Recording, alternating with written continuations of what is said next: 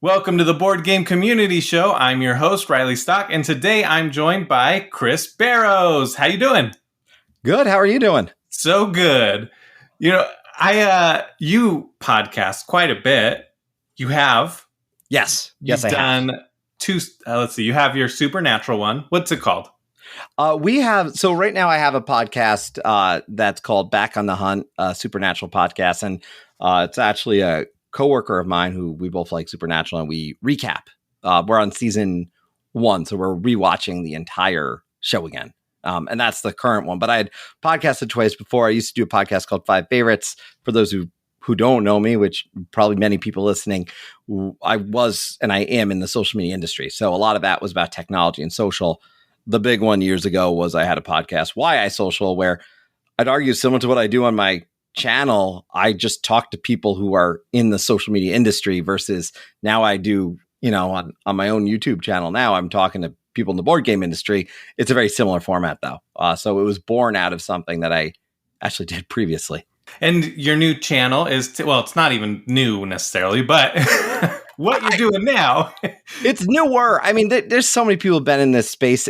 I always say it's like, I don't do it for anything but fun. It's for my enjoyment. I obviously have done it for enjoyment and meeting people, but I started the channel. Technically, I started in November last year, but I didn't do anything with it. Actually, the initial people who helped me start it, Ryan and Teresa, were amazing people, but very busy schedules. So what I eventually did was I really got going in January with a great group of people, me being the person on most things, but bringing in a bunch of other people. And yeah, January, I'd say I really got going with the Tabletop Express and just trying to be focused on fun, family, gaming, really just having a good time.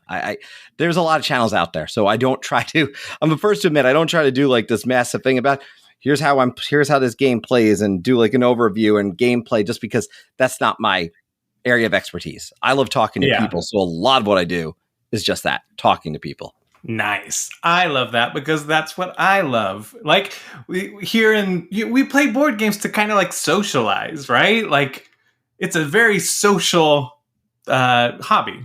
I mean, that is really what it is for me. That's why, and I like conversation. I find conversation interesting. I love talking and interviewing people. I love getting to know people. That's why I like the interviewing process.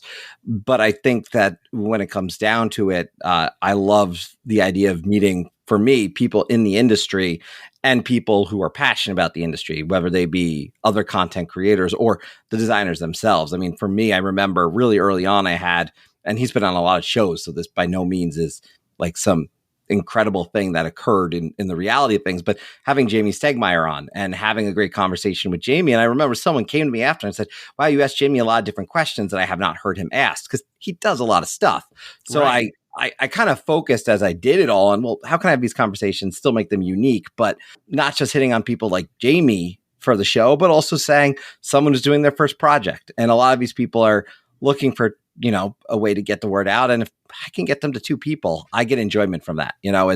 That's really my goal, is to let people know about these awesome people who are doing really cool things.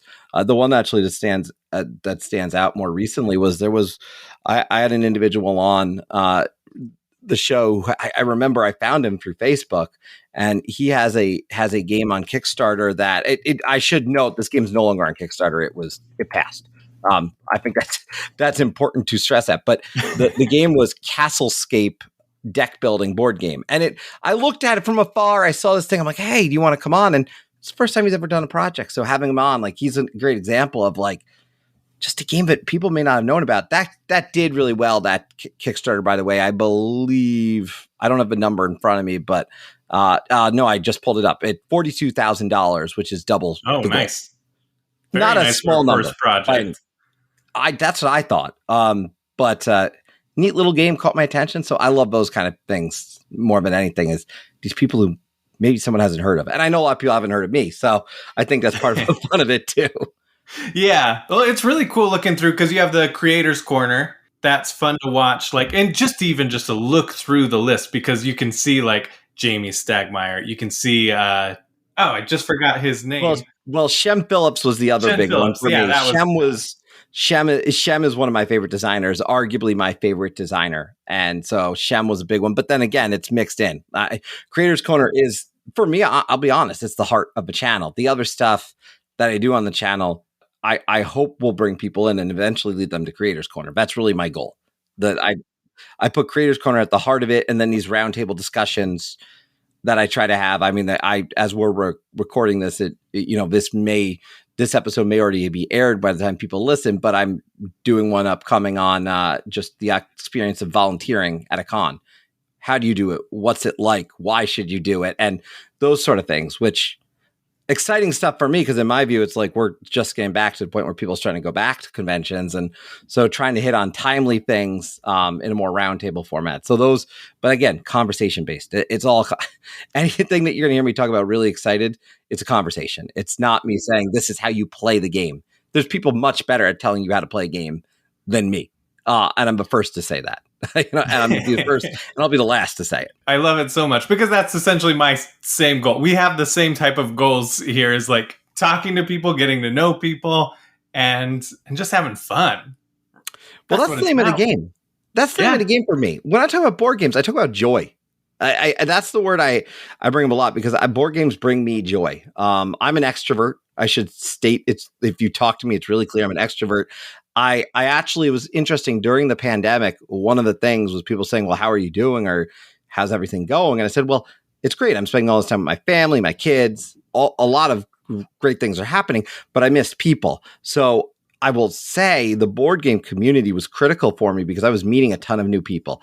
I was making these new connections. And now I know, for example, when I go to PAX Unplugged, as I'm planning to in December, there's a bunch of people I'm going to meet for the first time in person. And I'm just really excited about it. But these are people who honestly helped me get through, because whether I was playing games with Board Game Arena with them or something else, I have this I could best describe it as this constant urge to talk to someone at any given moment. Like, I can't go without conversation for too long. That's just, that's my extrovert life, I guess you would say.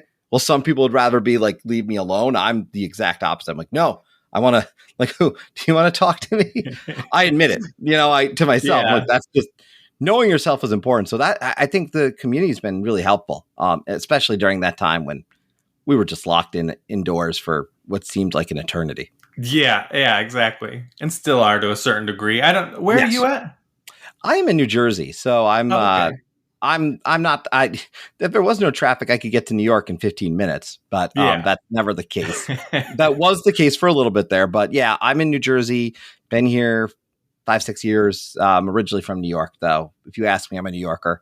I'm from New York State, born in and around the New York City metro area. So I will always consider myself a New Yorker first and foremost. I'll never be from New Jersey. I lived in Scranton for 9 years. I'm definitely, no offense, Scranton, but I'm definitely not from Pennsylvania. So I'm very clear about it. Though I did pick up a Scranton accent for a while, which I'm pretty sure has left, but on occasion it ekes out a little bit. You live there 9 years, you pick up a few things, I think. I don't know what a Scranton accent sounds like. I don't know if it's a Scranton accent. I don't know what to call it exactly, but it's like there's like a river. I guess it's a river, and they say like up the Einen. Like that's one of the things. And like I used to, and so I started saying like up the Einen and other things. Like, oh, I'm starting to sound like I've lived here my whole life. It's hard to describe. If you watch The Office, they do not sound like they're from Scranton, Pennsylvania at all. For the record, they sound like, no, they're not. Though that show did come to Scranton on occasion and do research. So I always give The Office credit. People always ask me about The Office, so I just bring it up before people have a chance to ask me. Because you say Scranton, they say, oh, The Office. I know. I was there. I lived. I remember. I lived there basically during the course that show was on the air and left when it went off the air. Oh, so, funny. That's crazy. Did you ever see any of them? Yes, actually, we did. They had a convention. They had an office convention. So I met outside of like Jim, Pam, and no, I did meet Dwight. From a character perspective, because people may not know all the actors' names. Rainn Wilson, though, played Dwight. He came. I met most of them. Jim and Pam are the only ones I didn't meet. I did have. Let's see. It was Brian and who played the two accountants who sat in the back, Angela and Brian, is the actor. Angela herself served me a beer at the one convention, which is pretty cool. I got a photo of her pouring me a beer because they worked the bar for a little bit, which was that's awesome. Yeah, that's a cool experience. Yeah. I think that's probably a reference. I think I remember an episode where they were like the bartenders or something. Well, Brian eventually is a bartender, brother. Spoiler alert if anyone's watching. Brian eventually is a bartender at a point in the show. Not saying when and where. I'm just saying eventually he's a bartender. So. Okay. I haven't watched the whole thing, nor do I think I will watch the whole thing. Look, it's a popular show. Much like I compare it to like a popular board game. It's not for everyone. Like I always say, it's like people told me to buy. The running joke with me is people told me, "Oh, you'll love this," and it was Caverna, and I played it. I bought it first, which was a mistake. I bought it, and I literally said, "I hate this." I'm like, I absolutely hate this. And I think that's for any of these things. It's like, it's just any popular show you might like. Like right now, Squid Game's really popular. I know my wife ain't going to watch Squid Game, you know, she ain't going to watch it. She ain't going to like it. And so I ain't going to even bother.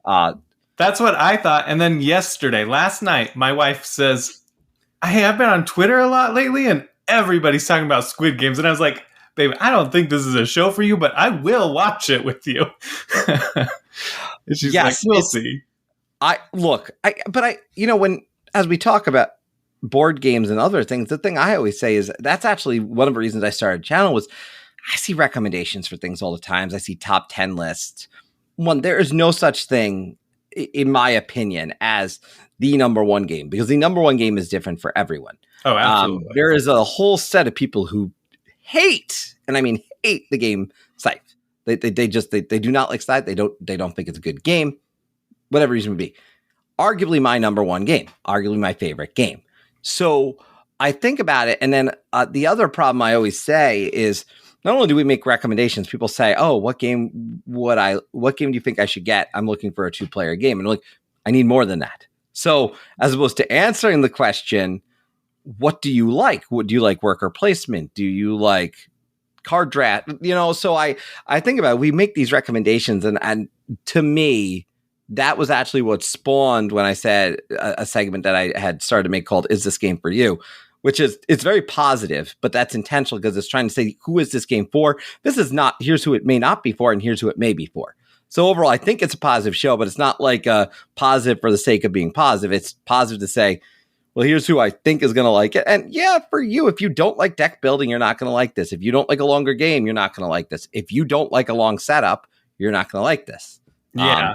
Like Dinosaur Island. I love Dinosaur Island. I ended up selling it because I could not get it to the table. It is a great game, but to get it to the table, it takes like 30 minutes to set up. And I don't think that's an exaggeration. It felt like it takes 30 minutes. But it's an incredible game. It's a deep game. Great game. It was not worth me owning because my family wasn't going to play it. My board game group didn't even want to play it. And I just said, I can't own this. It's not worth my time or my money. So, you got to have perspective, right? Like what kind of shows, if you don't like horror theme shows, you're not going to like Squid Game, so there you go. Yeah, exactly. I love what you're talking about with board games too, because people have their like go-to recommendations, right? Like, especially when someone's new to the hobby, and I'm like, but that, like, you're looking at it from like a very generic point. Like, look at the person. Like, my very first game I introduced my friend to, who told me he hates board games, was Fallout, because he loves the Fallout video game. Right. And so many people hate the Fallout board game. I saw so much hate on it when it first came out. I think the expansions made it better, but we played it and he was like, I felt like I was playing the video game with a friend, like it was like a better version of Fallout 76. That's not hard. No offense. I tried that game. It's true, though. I looked at Fallout. I don't own it because there's no one who will play it with me. But I would play Fallout in a heartbeat because I love Fallout, the series. I have the Fallout. I'm looking behind me. Hold on a sec. Where the heck is it? Well, I don't see it, but I have the board game that's the version of a mobile game. Fallout Shelter. Oh yeah, And yeah. and Fallout Shelter, it is, if someone likes Fallout, it's a game I use to teach them worker placement, actually, because Oh. it's not going to be, look, Lords of Waterdeep, all these other ones people mention all the time, right? If you like Fallout and you want to introduce someone to worker placement, that Fallout Shelter is great to do it because it's Fallout, but you're learning worker placement. You're also learning this idea of a game where you are adding new locations along the way that other people are going to be able to go to. So I like it because there is a little bit of a difference to it. You are dealing with attacks and everything that's going to happen in that game too, but it's a fairly basic and straightforward game, and a Fallout fan is going to be very aware and into it. And now you've got them understanding the general idea of worker placement. And That's to awesome. me, well, that's my methodology though. Is I think about mechanics, right? Yeah. And I got two kids actually, but my 8-year-old, and I've taught him mechanics of games up to this age. And now I can put a game on the table. I always go back to the first time he played Raiders of the North Sea. He was 6 years old, and he almost 7 at the time, but he was still 6. And he won his first game because I taught him the general mechanics of, all right, you've got this. The only thing he had to learn in that game was the fact that I place a person down to take an action and then I'm removing a piece. So that was the only thing. I'm not saying every 6 or 7-year-old could play Raiders of the North Sea. I think board game families will probably teach their kids board games earlier. And so I think very often, we might be able to speak to that. But that was just an experience to remember. He liked the game. He played it. We still play it sometimes. It's one of my favorite games. So it's going to hit the table a few times a year. Yeah. But to me, the mechanics is huge. Because you like some mechanics, you dislike other mechanics. Yeah. So I don't know. I used to think too, I think we also can't, I always say we can't dismiss a game because of a mechanic either. Because I'm not the biggest fan of auction-based anything, to be honest, but to go on a turn in one of my favorite games, Hit Z Road, underrated game, by the way. Never heard of it. There's a auction mechanic that you have to auction off your resources, which are huge because you're trying to, get to the end of the game alive. And you have to do that to go first because the paths can be really difficult. There might be 6 zombies on one, and Hit Z Road. It's a really cool game. Really, I'll have to check it out. You can get it dirt cheap. It goes on sale all the time. All the time. It's highly underrated, in my opinion. Again, clear thing, my opinion. Yeah. Well, that's what all board games are, right? If you like them or not, that's your opinion. Other people are. I think the same thing with any art, right? Somebody once told me that when you're creating art, you're gonna have one diehard fan, at least one diehard fan who thinks your stuff is the best and you're their favorite. And then everyone else might hate it, but you might have that one, and then you've made it. It doesn't take, but there's a game for everyone. The worst game one of the worst games I've ever seen. I've not even played it because I looked at it and said, this is awful. And that is, it's sitting behind me actually, because it only sits on the shelf and I will not get rid of it. I got it for free. Is Lost, the board game. I do not know what the designers thought when they got this, that game. The instruction sheet looks like it was printed out on my printer. I own it because I'm a huge Lost fan and I got it for free. I honestly can't even bring it to the table because I'm going to someone's not going to want to play board games because of it. Even if they're a Lost fan, in my opinion. It's just not, I don't know. Have you ever played it? I tried it, and even I was like, that was my reaction. I did a fake 2-player game of it. Uh-huh. And I don't even know if it would be best at 2 players, but I did a fake 2-player game. No, this is not good. Yeah. But it was free. It looks cool on the shelf. It's got the big Lost symbol on the side. So I'm all right, cool. I'll keep this. Well, I own that too, and I will never get rid of it. And I don't even, how people say, how many games do you have on your shelf of shame? I've never played it. I tried to learn it, and I was like, what the heck is going on here? This does not make sense. This is weird. Well, then you saw that sheet. The rules is not even a rule book. It's a sheet of paper. It baffled my mind. I mean, people complain about rule books. If you want the worst rule book of all time, it is this game, in my opinion. I agree. I never ever think of it, even as a game. I'm just like, it's just a collectible. That's all it is. But that's the debate I see all the time in board games is what are some of these collectibles? I'm the first to say, yes, sometimes I buy a game and I know I'm going to play it twice. But my argument always with that is say I spend $30 on a board game, $40 on a board game even, whatever it might be. If I go to a movie right now, it's going to cost me $15 to $20. If I'm seeing an IMAX and upwards to $20. I'm only going to see that movie in the theater. I'm not going to be able to rewatch that in the theater. Now I'm going to have to go buy that on Blu-ray or buy the digital version or whatever it might be. Am I not getting a better value out of that game if I play it once or twice? In my view, I am. Because that can be, say I play it 2-3 times, that's 4 or 5 hours. I got more time out of that game than I did from that movie. So you could tell me it doesn't matter. Or that's a bad investment. My viewpoint is I can continue to play these, and so for me, I'm the first to say I've got way too many. I'm looking to my left now as that I know no one can see me, but I'm looking to my left. I've got a stack of 12 to 15 games that are unplayed, and that's okay with me. They will get played. I will play them, and if I don't like them, guess what? I donate them to the library. So that's just how it is. If I don't like them and I think they're a quality game, but just not for me, they go to the library or I sell them. I'll sell some, but I'll definitely donate a good half of any game I decide not to keep to the library. I love that you did the theater value thing because I do the exact same thing. And the other day I was explaining that to somebody and all of a sudden it dawned on me. I was like, holy cow, I've never factored in multiplayer. Like, if I go to a theater and it costs me $15 for me, it also costs $15 for my wife, so that's $30 to go see a 2-hour movie-ish. So if I play one 4-player game of a $60 game, that's $15 each. And it probably lasts just as long or a little longer than a movie. Yeah, and that will always be my argument. I will play it enough. If I play Raiders of the North Sea once a year with all the expansions, and I play it 3-4 hours, and I do that once a year for the next 10 years.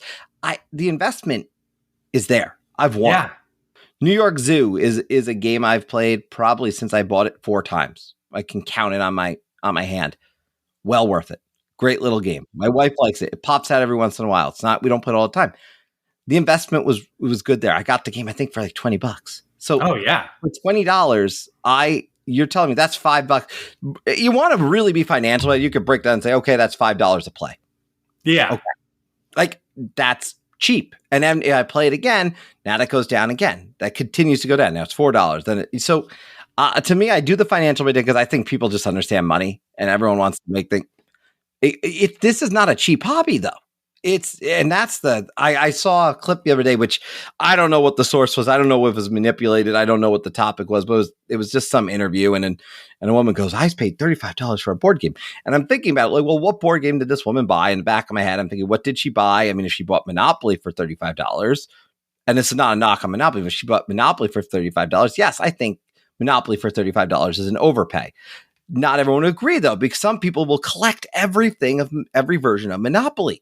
And to that person, that $35 is worth it. So I think, again, it comes back to what are you into?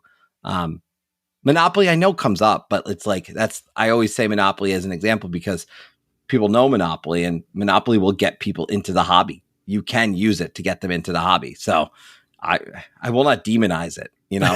I'll make a joke about it, certainly amongst other more hardcore board game players, but I'm not even like I don't know about you, but I'm not like every game I want to play, I want to be a heavy board game. I love light, medium weight games. I love them. I love a good light game that I can get to the table and just play.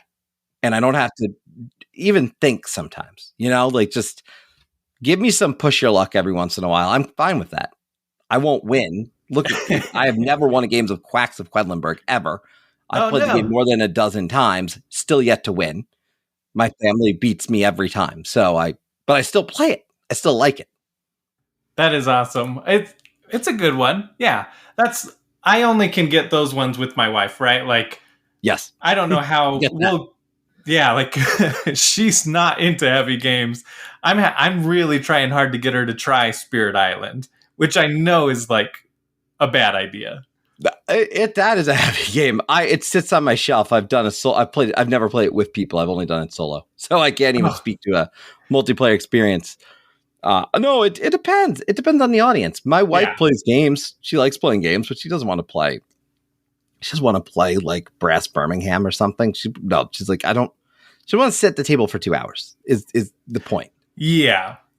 I totally. So like architect, I think a lot of people's tipping point is going to be something, and I'm going to go the Shem route here, which is like an Architects of the West or a Raiders of the North Sea, where you're not quite.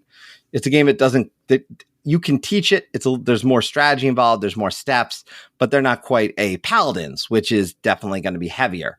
A heavier experience, not being even a heavy game, but it's a significant. I don't consider it a heavy game. Some might, but it's heavier. There's a lot more decision making. In my view, you just gotta know your audience, which in the case of a spouse may or may not be a heavy game. It depends. I mean, she'll play plenty of games though. She'll try any game once, except for Fallout. Actually, it's ironic that you say Fallout. She will not try Fallout. It's acceptable. That's okay. Well, we've skipped. I mean, we just went right into it, which I'm excited about. But I got to go back to one of the OG questions of how you got into board games. Oh, that's a good question. So it's great that you asked that, because it's the opening question that I always ask on Creators Corner. So it's funny to be on the opposite side of that. So for me, it's years ago. I used to play Monopoly, of all things, yes, with my grandpa, and I liked Monopoly. I enjoyed it. It was a fun thing to do with the family. I had the ability to focus and do it, play the full game. We did the rule where if you landed on Park Place, you got the money. Which was not what everyone did, but I always loved that. And I always wanted to get Boardwalk and Park Place like everyone else who plays that game. So I enjoyed that. For many years though, I got away from it. I was very much in video games, still love video games, and I still play them. I play quite a bit of them. I have an Xbox Game Pass, so whatever comes out, I'm able to play on there. But it was probably when my son was born that I started going from just having Munchkins and other stuff on the table, which I don't even really like Munchkins anymore. Ironically, I find it kind of irritating. But my son was maybe 2 years old, so 6-7 years ago. And I said, oh, wouldn't it be great just to teach him some things, colors, whatever, and maybe we can do it with board games. So started doing it. And I developed a method of teaching colors, shapes, matching, etc. Instead of buying the boring matching card games of like matching your Paw Patrol characters, whatever, which we do have, certainly. But I said, I want to do this in a different way. So started doing that, started getting STEM-based games. And then digging more and more into it, I went away over a weekend, and my buddy Ryan took out Scythe. And Scythe was the game that I say made me get really into the truly modern version of the hobby. It's not to say I didn't play Catan and other stuff over the years. I've never been the biggest Catan fan. It's fine. It is what it is. Nowadays I found it personally outdated, and it was Scythe that did it. And then it cannonballed from there. I don't own. When you talk to people who collect board games and play board games, I mean, there's people who own 500, 600, 700, 800, 900, whatever. I'm probably sitting at 200 board games, and people in my town might say, "Wow, that's a lot." But you talk to board game people, it's like, "Oh, that's a good number." Yeah. I mean, it's not that impressive. It's a fine number, but we play a lot. And what's great about it is I can say my family, we have a shelf upstairs that used to be covered full of books. And then I remember it was a few years back, my wife goes, "We don't read these books." And I'm like, "Yeah, I know we don't. It's just there to look nice." She's like, "Why don't we just put the board games on the shelf instead of you keeping them in the basement?" Well, now I have plenty in the basement, but the family games, the games we pull off more often, are up there. And we just can pop them off the shelf. But the board games, so we have board games left there, board games in the basement, they're everywhere.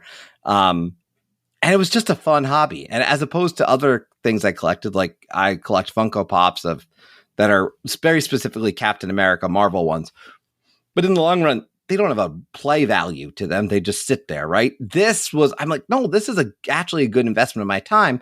And my running joke has always been, if the zombie apocalypse hit and like we're stuck inside, fortified in, at least my house has entertainment. compared to everyone else's house, I got at least something we could do as opposed to, you got no power, electricity, whatever. Well, we got board games. And light some candles and play some board games. Light some candles, play some board games. We're good. But I love board games now, and I can't live without them. I don't pretend I've been in the industry as long as so many others in terms of being hardcore. And I never was a D&D guy. I tried D&D like once or twice, and I liked the idea of it, but it was just such a long play that when I saw them happen, I'm like, no, I don't have 5 hours. I just, and I found in sessions that my buddies were playing were like 5 hours long. But no, I don't have 5 hours for that.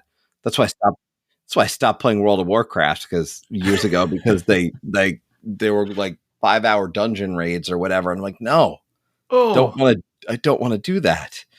That is just wild. I was just happy to get a horse.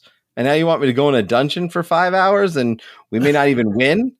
No, sorry. Yeah, so, that's all right. I'll pass.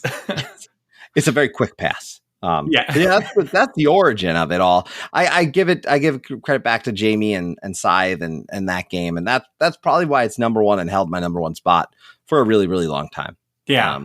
Which answers the next question, which is normally what's your favorite board game? Yeah, I'd say Scythe, but the thing I will note is I also have the categorized things. Like, of course, if you talk 2-player games, and I'd say, what's your favorite 2-player? Well, Targi's been my answer. I'm probably going to do a video about this at some point about why Mandala may usurp Targi as my favorite number 2. But Targi likes my favorite number 2. If you talk about for playing with other people, honestly, if anyone wants to play Marvel Champions, I love playing with that with other people because I get to feel like superhero. It's a fun experience. It's very easy entry level point, in my opinion, for the most part. Like I could teach anyone the game. So it all depends. I'm a big fan of deck building, so I'm a sucker for it. Yeah. And I have every pack, so I can play everything. I have not even played all the characters, but I will own every pack in that game. There's same. I don't even, especially because I don't know what the future for Fantasy Flight's going to be in 5 years. So I may as well get them while I can. You don't, and any of these companies now, you don't know. Yeah. Oh, absolutely. I love Marvel Champions. So actually, it's funny that you said Targi because Ryan from Cardboard Conjecture, that's like his favorite 2-player game. I've never played it. I really, really need to, but I consider you, Ryan, and me to be like all very, very similar on Twitter. Like we're all soul brothers, as he said. And now I feel that even more. Like now I feel like I need to try Targi. My wife has looked at Mandala because she thinks the box is pretty. So I'm like, I need to get this because as soon as she shows any interest. The thing I can say is the setup of that game, Mandala, is simple. The gameplay is simple yet strategic. It is beautiful. Just because a game looks beautiful does not make it a good game. Absolutely. But this particular game, I'm very, very much thinking it has the potential. And I know people with 2-player mention like Seven Wonders Duel and other stuff, but Seven Wonders Duel is, I don't want to say it's a pain to set up, but all right, we got to go to the next round. Or Hyper, which great game, but this changing between rounds, like, all right, we got to redo all this. There's certain games that I think lose some points because they just take some time in between or whatever it may be. Targi is pretty straightforward, but Mandala is so simple to say. It's a beautiful, simple game and yet deeply strategic, I think it's worth trying. I can say that from my limited plays. I can't allow it to be number one just yet because I have not played it enough, and I played Targi like 50 plus times in my life. Nice. So, I love Targi. Awesome designer too. His story, I did talk to him. His audio is a little bit rough at times in that conversation just because of connection that he has. But it was a lot to put together because time zone wise, we're very far away from each other, but he's wonderful. One of the kindest people you'll ever meet. And he really enjoys people like, playing his game. He interacts with them. And what's neat about his story is, he really pitched this to one person. And if it didn't work out with that group, he was fine with it being, just a game he got to play. I'm Yeah. glad. I'm so glad he did what he did. Who was the designer? His name is Andre. And he is, I'm trying to remember specifically the town he was based, because we actually, we're talking, but what's interesting about him, in terms of Targi is, he has in those stores, and it's Andreas Steiger. Technically, I was just calling him Andre. He has that like in grocery stores, like by him, like it's just Oh. openly available in grocery stores, stuff like that. Like locally, it's just purchased, right? So it's a popular game, and he is a wonderful human being. You'll see him in like, I mean, you'll see him in like Facebook groups and stuff, like thanking people for playing his game. That's So awesome.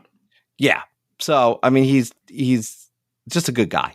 And a lot of these designers, I'll tell you, a lot of these designers are. That was my big takeaway from Creators Corners.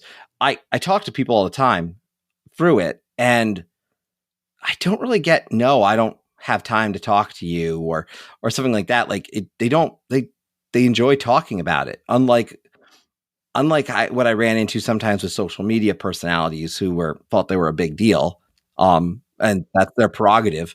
But a lot of these people they're open to chat, have a good conversation, and all shapes and sizes in the world of board gaming, and they all deserve to be highlighted. So I enjoy doing it, but the fact that they say yes to me is the best part. Like the fact that like I don't feel like I have to like be like, okay, here's what it is. Here's my channel statistics, and this is why you should join. I don't have to like do a big pitch. Yeah. That's a big deal to me. That's the difference maker in the industry for me, is that these people will just talk to me. Yeah. And they're very kind.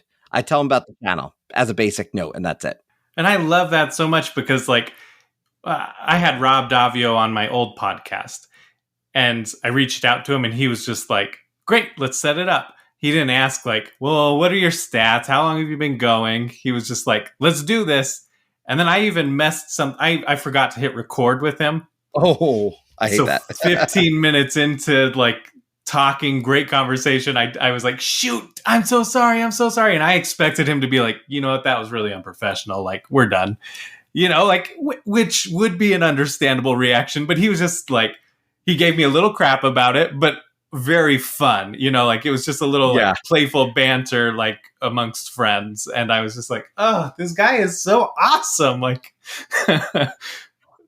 I just find a lot of these people are down to earth, friendly, and it's you think of it, it's still a niche. Yeah. In all these ways, because mainstream games, yes, we see Wingspan and we see Funko Games makes some particularly good games that we see in Target, like immediately. You look at Horrified, I mean, I think having a reskin, because that's what it is with the American monsters, and just ran stores, sold off. I was in Target the other day, gone, not on the shelf. And I was watching this couple come, oh, this looks cool.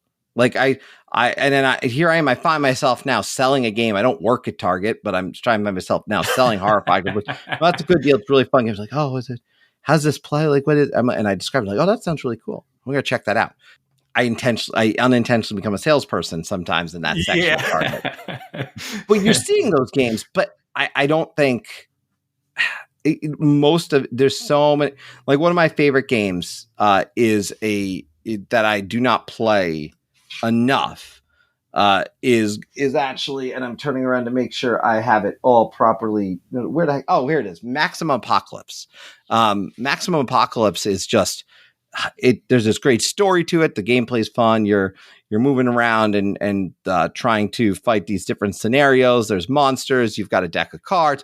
I don't know, this game, you're not going to see it in a store.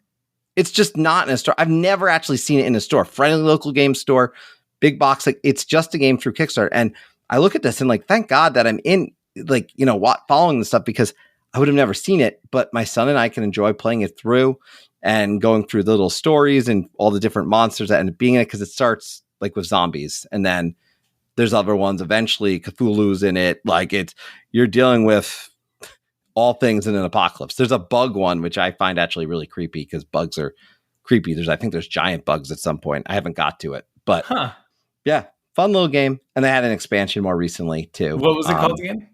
Maximum Apocalypse. Maximum Apocalypse. Okay, cool. It's a fun little not little game. It's by all means it's not necessarily little. They've got a lot of stuff for it, but yeah, Maximum Apocalypse. Mike Gnade, Gnade, is the designer for that one. Nice. I'll have to check that out. That sounds really interesting. So what do you do outside of board games? You talked about video games for a sec. So yeah, I mean, certainly I play video games. I played video games since I was a kid. I'm never going to stop. My joke is when I retire, I know what I'm going to do at night: board games and video games. That's what I'm going to do.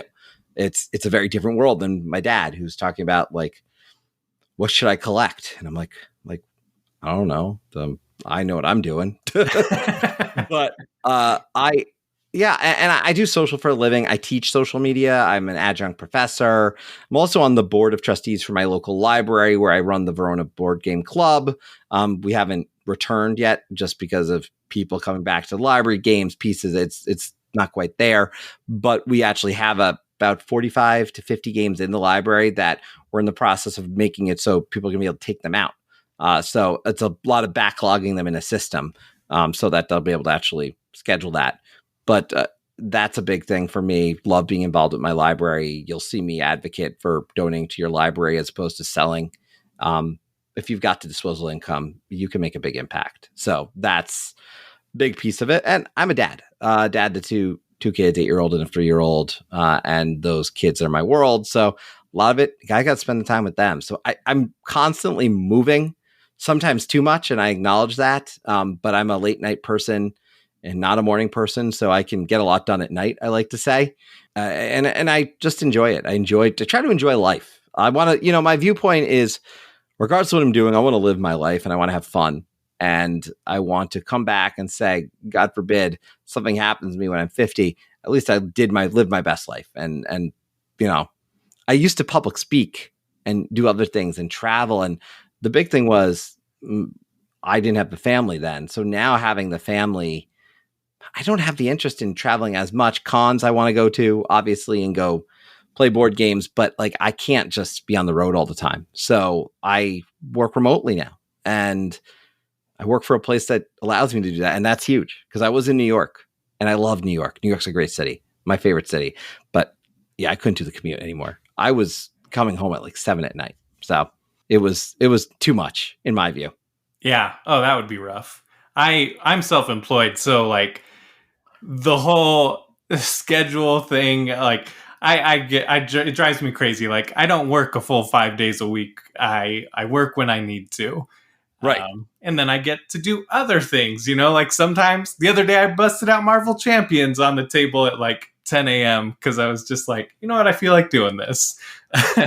That's what I do with Hadrian's Wall. Sometimes over lunch, I'll play a game of Hadrian's Wall. Oh, nice.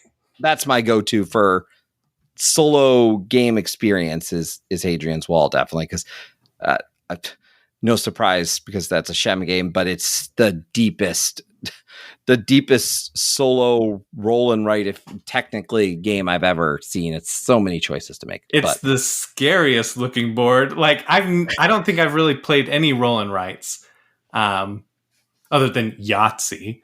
But I want to. I picked up Welcome To, which is like a roll and write without the dice. That's similar. Yeah, that's the similar kind of experience that you get there. Yeah. I mean, I look at these kind of things. And I look at life, and I say, like, I was into the solo games, and the solo games are nice now because sometimes people just don't want to play a game.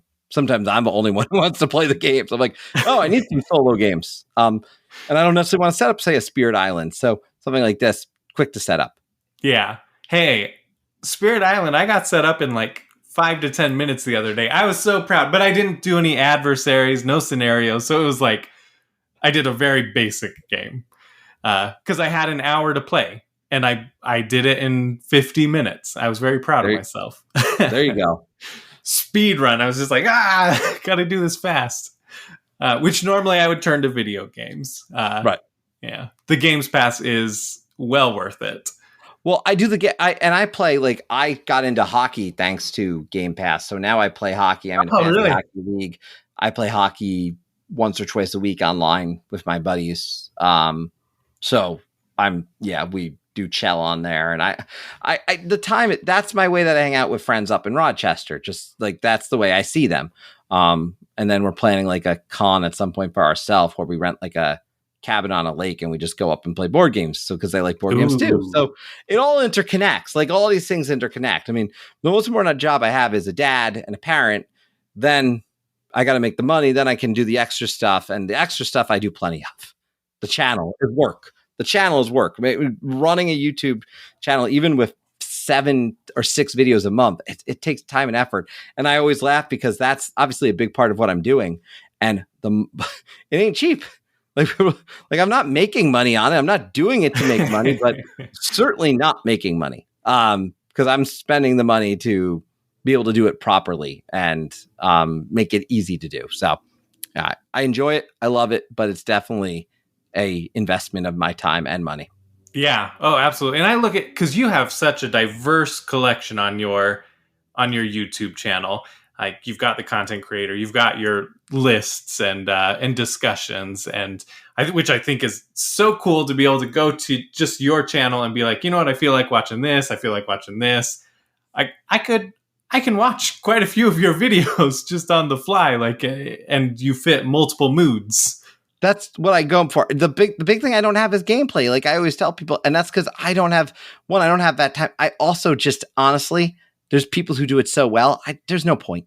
Yeah. Like I know what I can and can't do well. And I don't know, maybe I'll do gameplay things at some point, but I'm not going to have high expectations for everyone tuning into me for that. That's fine if they do. If I do it, I'm doing it for fun. That's literally it. It's just fun. I think that's for anybody who wants to do gameplay videos. That is awesome. You should totally do it, but have very low expectations because there are really amazing established people. Like, I mean, how to, right? Like you go to how to Rodney, you know, like that's what I watch. And Rodney will engage with you on Twitter and all these other places and answer your question. Like, why would anyone no offense to anyone out there, by the way, because I think there's people who do great stuff, but I have no reason not to just go to Rodney. And Rodney probably has a video if the game is well enough known. So yeah. He's the way that I go. Same. And I'll still watch occasional other ones if Rodney doesn't have it. I do for entertainment. There's some smaller creators. I like to support the other smaller creators. Yes. Yeah. I think that's a big thing. I think just because you have under 500 subscribers or even under 1,000 subscribers, some of the most active and engaging people in that community are smaller creators. And I think that's great. I think that they bring more value to the space than often probably given credit. And some of these folks are doing really neat things. So I just try to support them as much as possible and, make some connections along the way. Oh, I agree. Yeah. I mean, I definitely watch some other ones where Rodney doesn't really give his views on the games. He just teaches it, and he makes that like a point of like, I'm just teaching it. I'm not putting my opinion. So occasionally I'll watch somebody who does put their opinion throughout. And I love watching that, especially when they're smaller. Oh yeah, I agree. So wonderful. Well, before we wrap up, do you still have like 2 more minutes or? I can give you 2 minutes. Yeah. Okay. You got 2. Ridiculous theme, where we come up with a ridiculous theme for a board game. Woo! Do you have one? Ooh, ridiculous theme. I don't know if it's ridiculous, but I have my mind on this because I was thinking of like a paintball themed game or something, because I don't know that I've seen paintball themed, like just something like elimination style almost. You have multiple characters and it's a paintball course. I don't know if I've seen something like that. So I was thinking about that the other day.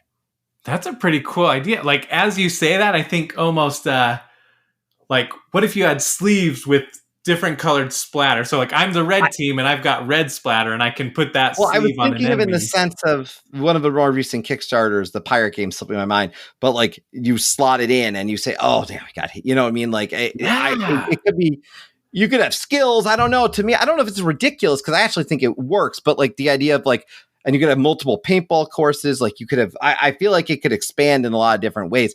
And if something's out there like this and someone who listens tells you that, like, let me know. But I just like the idea of like sliding a card in, you got hit. Okay, great. Now you slot in, you've got 1 hit. After multiple hits, you're out, whatever. And you've got X amount of players. So you're fielding a team. And you could, to me, that's just a unique theme. I don't think I've seen it, and it's kind of cool. Because the colors for the teams would just be the paintball splatter. But imagine having a course and thinking X-Men, like the X-Men, not X-Men, the X-Wing game. That idea of like, you could plot, almost kind of go like, how are you moving? Oh no, I'm hiding behind this. And so you could plot out your movements mechanically. So I think there's a lot that could be done there. I don't know, that's the crazy idea that comes to my head. I love that. That is so good. There's so many possibilities with that. I mean, that's the thing with Ridiculous Theme, though, is it doesn't have to be a bad game by any means. Like, the whole, I said this in last week's, which isn't out yet, was that Wingspan was the inspiration behind Ridiculous Theme, because I thought that was such a ridiculous idea for a game. Like, it does not sound like a fun game, but it is amazing. A great game. But yeah, that was my choice. I'd say paintball. You got multiple courses. Keep them very modular. I don't know. There's a lot of opportunity there. Yeah, that could be a lot. That could be everything from deck building to worker placement. I don't know. There's a lot of ways to deliver on that one. My mind is just racing. I had come up with one based on some of what we talked about, is like collectibles. Maybe it's like a multiplayer game where you choose what you want to invest in. And if you collect sets, you can obviously, your collection is worth more, but maybe you want to diversify your collection, but then you won't get as big of a collection in one thing that could combo into a higher value, or I don't know, different collectibles, a board game. It'd be a card game. That sounds like a card game. Well, thank you so much for coming on. This was a lot of fun. Why don't you go ahead and plug what you've got?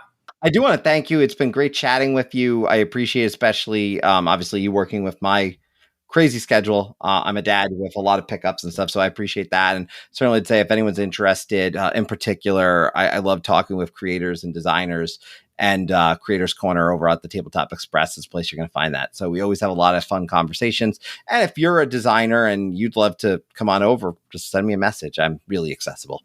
Perfect. Where can people find you on Twitter? I'm on Twitter at the TT Express, because you cannot fit Tabletop Express on there, or personally at C Barrows, Barrows, which both are great follows. I love seeing both your accounts. So both very different, by the way. I will say that I'm definitely very me on my C Barrows account. The Tabletop Express, very board game focused. Yeah. C Barrows is a lot of Marvel stuff. Yeah, plenty of Marvel. There's a lot of that. Normally right now I'd say, thanks for listening, blah, blah, blah. But I'm not going to, because it's going to keep going for a little while longer, because it's Halloween weekend. And I went to you, the community, and asked 2 questions related to Halloween. What is your favorite horror-themed game? And what's your favorite scary movie?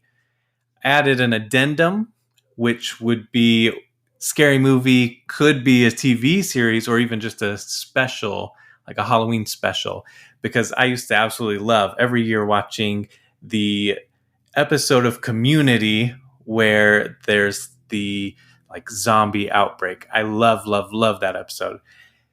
And I also watched, very related to this episode, Supernatural. For years, I would watch, I think there's like 3 or 4 episodes of Supernatural's first season that are just insanely scary and amazing. The very first episode, there's the Bloody Mary one, and then I can't remember the third one. I should have looked it up. So I used to do that every year for Halloween.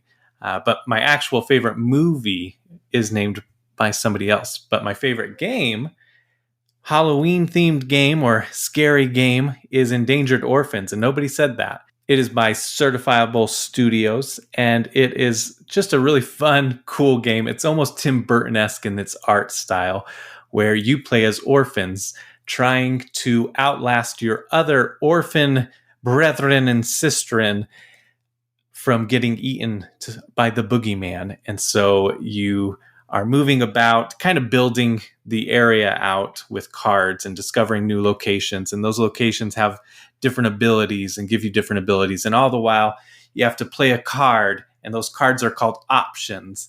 And you might steal options from another player, or make another player waste some of their options or discard some of their options. And then Once you've run out of options, the boogeyman comes and eats you.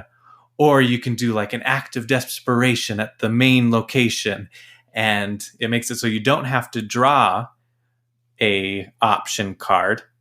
Instead, you draw one of these acts of desperation, and one of those is the boogeyman, and he eats you, and you lose instantly. Or you could draw something that lets you reshuffle your cards, and you get your deck back, or give you more options somehow. So it's a really, really cool, clever game, pretty quick. I really enjoy Certifiable Studios.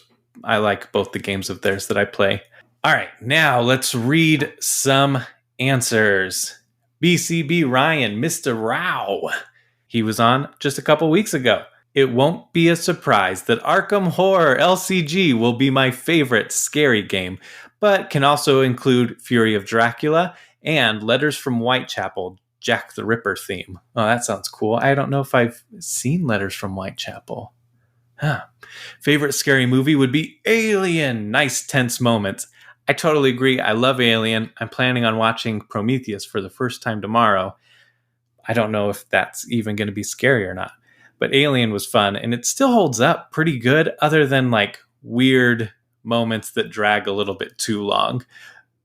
But I do love that movie. John Wood, my sensei, at JDW Board Games, said Fury of Dracula. Also, I knew that one. I knew both of these folks because they have been on the show, and those are just their favorite games anyway.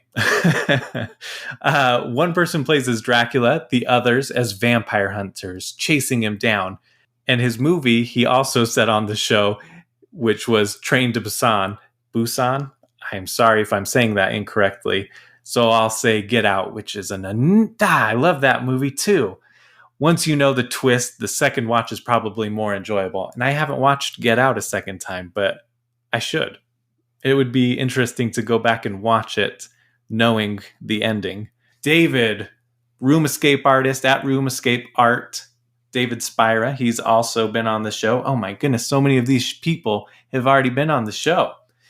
He said Mysterium, which I don't love regular Mysterium, but maybe if I played it with some people who knew. But I am loving Mysterium Park because it's just simplified. And then he actually said, my favorite movie too, Cabin in the Woods.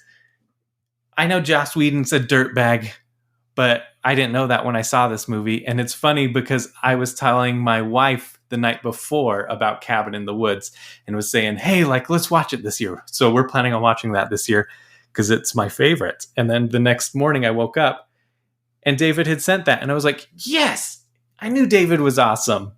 Zombev at Zombevin. You might think that he changed his name, but that's always been his name on Twitter for as long as I've been following him. It's not just Halloween themed. Oh, and actually, Tinkerbot Games, quite a few of their games are kind of Halloween themed. So you should check them out. He's also been on the podcast. Favorite scary game, Haunt the House. More spooky than scary, but great fun. I haven't heard of that one. I'll have to check it out. Favorite movie, Silent Hill was amazing. Really captured the, oh, shoot. He didn't put shoot. Feeling when the sirens went off. Honorable mention to Paranormal Activity for making me genuinely scared watching a movie. Oh, I can't watch Paranormal Activity. Even the trailers creep me out. Organized Fun. My podcasting buddy, Phil, at Fun Organized. He said, game, anything Arkham. I love the whole universe, and the flavor text really gets you picturing all the mind-bending madness, inducing abominations. Yeah, the Arkham files I have been very, very impressed with. I literally have Arkham Horror, the LCG revised edition in my cart because I've been putting it off. And once I found out that they were doing the revised edition, I was like, yes, getting that. Mecha Mac at D Scythe Pilot. That's my good buddy Kyle. We go way back to middle school. We played in a band together. He did the music for Bunkers and Badasses. He said, game, World of Horror. It's not technically a board game, but it plays like one, and the soundtrack is banging. I saw him playing that on Twitch, and it seems very retro, but really cool. Movie, also Silent Hill, the first one, not the one with the toaster jump scare. I don't know. I haven't seen either one of them. I'm a horror movie scrub, but I love the atmosphere of Silent Hill. Carl at N20 Games. Carl and I have played a game together at least. He hasn't been on the show yet. I'll have to have him on. House on Haunted Hill and Evil Dead 2. Yes. Cardboard Revolution Games Co-op at Cardboard Revolt. That would be Tim Lampisona, I think. I'm pretty sure he runs theirs. Game Betrayal at House on the Hill. As janky as it can be, it creates the absolute best stories. I mean, yeah, I agree. I've only played it a very small amount of times, but I borrowed it from my brother so that hopefully I can get a few more plays in. Hopefully even during Halloween. That's the game I'm hoping to bust out. I'm saying hoping a lot. Movie. Oof, this is tough. Probably a tie between Alien and the VV-itch, the Witch. I love atmospheric stuff with horrific conclusions. I don't know what the latter is, but Alien, obviously awesome. Pearl, Cake of Doom. Pearl's also been on the show, so at Cake of Doom. Can the answer be that I scare easy and can't handle either? I'm actually with you. I don't watch very many horror movies, so that's kind of why Cabin in the Woods is my favorite, is because there is a little bit of a scare for a while, but then it gets just more meta and cool to me. She also said Train to Busan is the last scary movie I remember watching. The characters were interesting, and it wasn't too horror-like. I have to check that one out. Katie. I like her name, Katie, but also spooky because everyone changed. Well, nobody here has really changed their name, but on Twitter, it's very popular for people to change their name to be like horror themed or Halloween themed at Red Cheshire Cat. So Katie is the one where we played her game Persuasion for that episode. She said, I don't really have any horror themed games I like. Maybe if you count Shipwreck Arcana as horror. You are trying to avoid your doomed fates, after all. I totally agree. I mean, you can stretch for horror. You could say Pandemic is horror, but that feels a little bit more like reality. I guess that I don't necessarily mean scary, or it doesn't have to be like a legitimate scary game. I've talked about that before on Twitter. Like, is there an actual game that can scare you? Board game-wise, video game-wise, yeah, you create that atmosphere. But board games, it's a lot trickier. I think you can create cool tension moments. Anyway, as for scary movie, definitely Coherence. I don't want to spoil it. I'll just say I love the way it plays with perspective, which I had never heard of that movie. I looked it up, and it looks really interesting. So I will have to watch that one because Phil also chimed in and said, I love Coherence. Such a clever movie. Two awesome people telling me a movie's good. I guess I gotta watch it. John Walton, a fellow Utahn, somebody I've actually met in person. At John Wesley Walton. He's a game designer, so keep your eyes open. He's working on some cool stuff. Eldritch Horror for game, and The Thing for movie. Going back to my favorite, Certifiable Studios also has a The Thing game, Who Goes There, which I have always really wanted to play. And finally, John Moffat at John, Jon, Texmo. He was on too. He was on episode 3. The majority of these people are past guests. And I love every one of them. And I love the ones that I've been getting to know Carl better and seeing more of his stuff. John, great person. Kyle, I just always know. Anyway, John said, favorite scary game, Dark Moon. I think. So I took a break for a second so I could look at it. And just the cover of it looks really, really good. Scary. Movie, John Carpenter's The Thing. Bam, another double. The Thing. I've seen bits and pieces of it. I don't know if I've ever sat down and watched the whole thing, but I really enjoyed what I saw. I wonder if it holds up, though, now. Oh, man, that reminds me. Nemesis. That's the one that I want the most, and I feel like that would be an awesome Halloween game, horror game, because I think that would just create some really good, cool, tense moments. Before we move on, I've got a little segment with a special guest. We've got Nash back. How you doing, Nash? Good. So we're talking about favorite Halloween stuff. So first of all, what are you dressing up for as Halloween? Fish stick. Oh, you're dressing up as a fish stick? Like yummy, yummy fish sticks you put in the microwave? No, it's a different one. It's from Fortnite. Fortnite. Mhm. Dab. That's cool. I actually saw your costume last night, huh? Mm-hmm. It was pretty cool.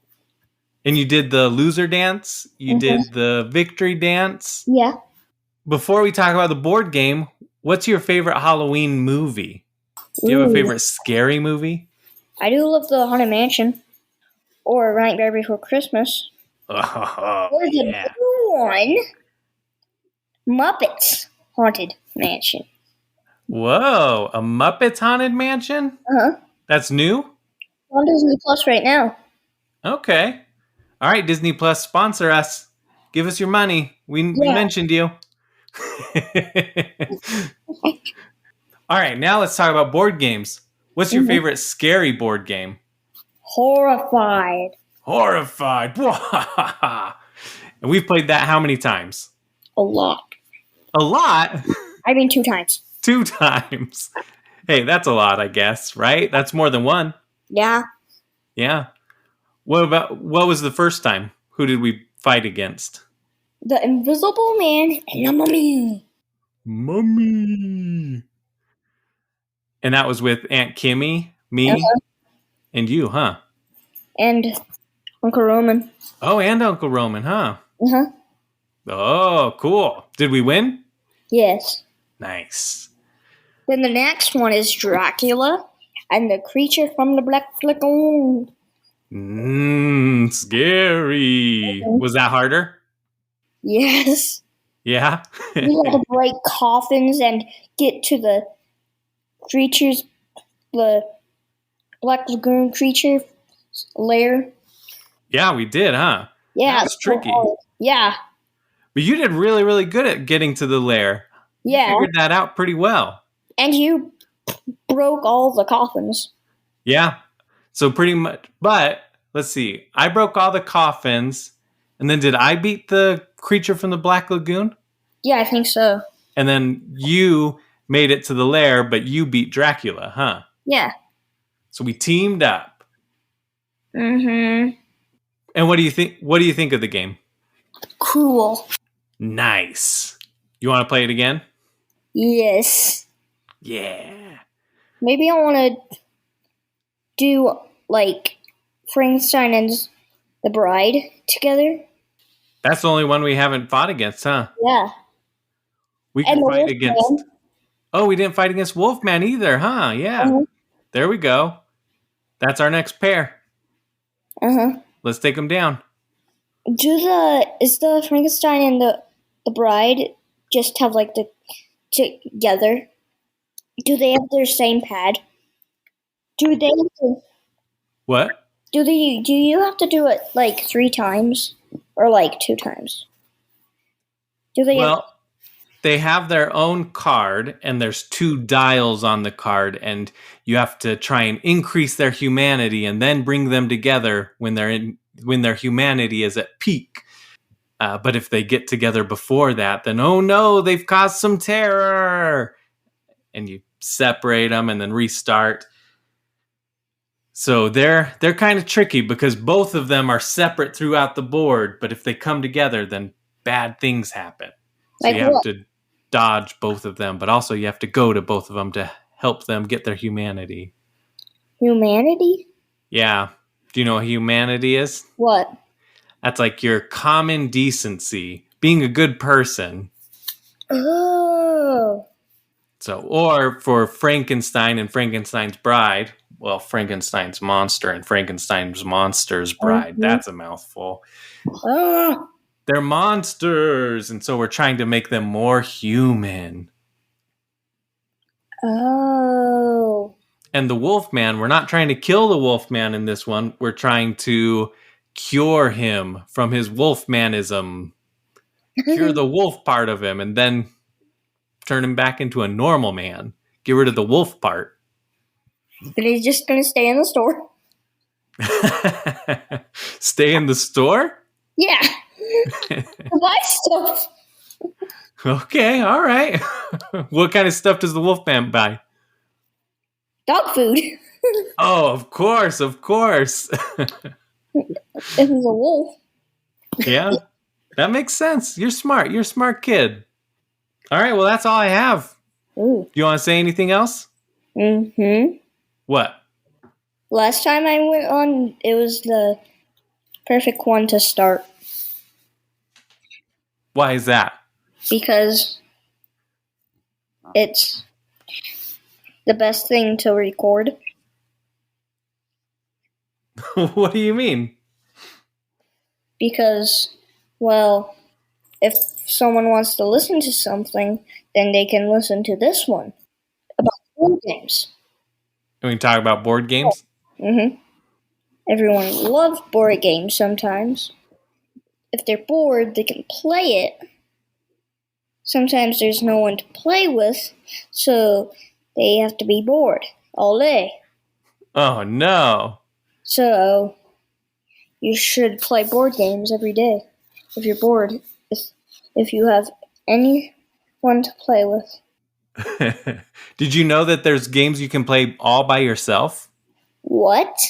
Yeah, Like what?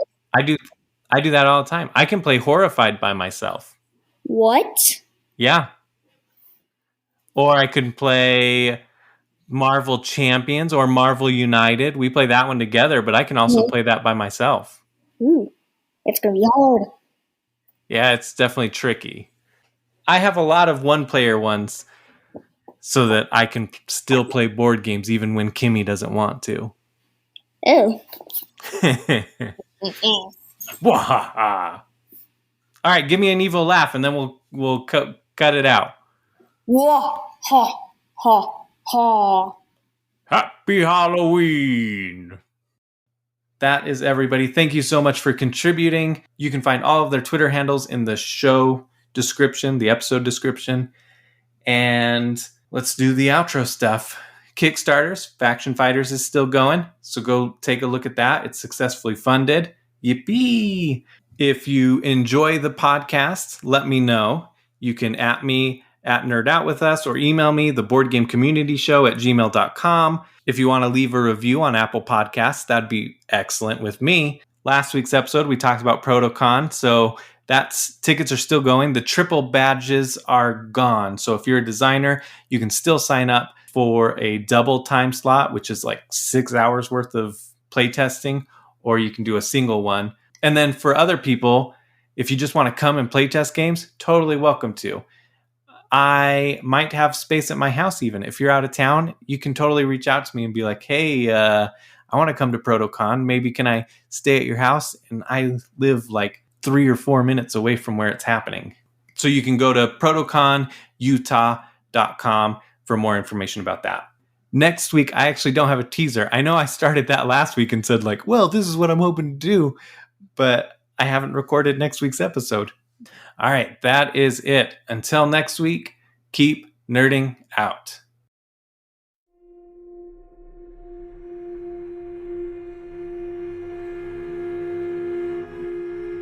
And now a tale so frightful that I legally need to put a disclaimer beforehand. This is not for the faint of heart. You've been warned. The moon was full on Halloween, and people started to arrive for the frightful game night. Little did they know how wrong it would go. Many came bearing a variety of treats, from cookies to candies. Sugar was in great abundance. The stereo played all their favorite songs as they chattered and gathered, waiting for the main event to begin. The lights dimmed and the music faded. Though the room fell silent, the buzz of anticipation could be felt by all. Awaiting the announcement of the first game, everyone looked to the host. The host felt all eyes on them, but shifted focus to the Eurogamer. The Eurogamer, confused, led eyes to the Party Gamer. The Party Gamer looked hopefully towards the American Gamer. A panic fell on the American Gamer, desperately looking to the Kickstarter junkie. The Kickstarter junkie looked across the room. They were the first to realize the truth. The dread spread quickly until everyone realized no one had brought a game.